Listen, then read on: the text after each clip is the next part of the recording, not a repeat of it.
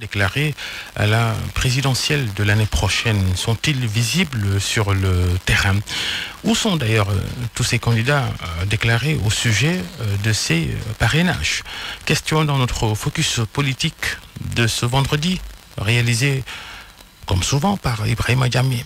Ils ont très tôt déclaré leur candidature. La campagne de collecte des parrainages bat son plein, mais ils ne se font pas remarquer sur le terrain politique en dépit de leur envergure nationale. Parmi eux, il y a Cheikh Tidiane Gadio, Hadjibou Soumaré et Abdoul Mbaye de l'ACT. Mais selon Maham Gorgom, journaliste, chroniqueur, analyste politique, cela peut être leur choix personnel d'être sur le terrain sans tambour ni trompette. Oui, on peut ne pas les entendre, mais cela aussi ne signifie pas forcément qu'ils sont absents. Ça peut être une option communicationnelle, le fait de travailler, parce que comme vous le dites, le parrainage, c'est sur le terrain.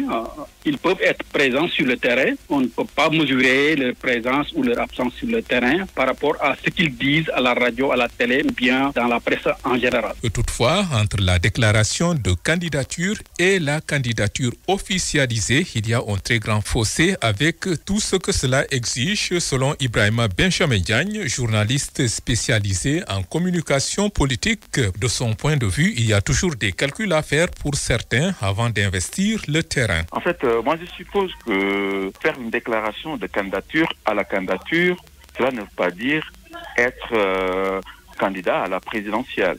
Après avoir fait cette déclaration, et pour les analyser et pour apprécier leur éventuelle participation. Parce qu'ils ne vont pas aller à la pêche des parrains citoyens sans pour autant être sûr d'avoir le nombre de parrains, n'est-ce pas? Tout de même, quoi qu'il veuille aller à la présidentielle sans tambour ni trompette, un candidat qui aspire à diriger un peuple doit se faire entendre sur les difficultés de la société, ajoute Mam Gorgom. Il y a des sujets qui préoccupent les Sénégalais et un candidat sérieux doit se prononcer sur certains sujets. Aujourd'hui, on se rend compte qu'il y a beaucoup de sujets d'actualité. Il y a l'immigration clandestine, il y a cette histoire de Sonko avec la Direction générale des élections, avec la Sénat qui intervient.